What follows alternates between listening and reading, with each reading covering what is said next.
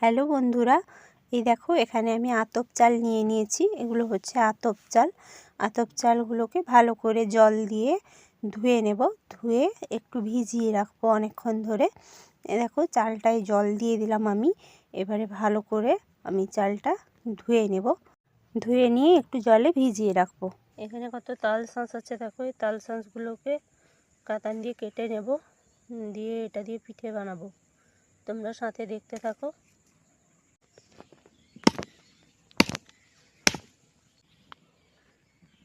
এই যে শাঁসগুলো দেখতে পাচ্ছ, এইগুলোকে তুলে নেব। এই দেখো এখানে কতগুলো একসঙ্গে কেটে নিয়েছি। আর এখানে এই যে বাটিতে সুন্দর করে ছাড়িয়ে রেখেছি, আরও এগুলো ছাড়াতে বাকি আছে। এই দেখো এখানে এগুলো সব নিয়ে নিয়েছি। এই যে এখানে দুটো নারকেল নিয়ে নিয়েছি। নারকেলগুলো ভেঙে কুড়িয়ে নেব। নারকেলগুলো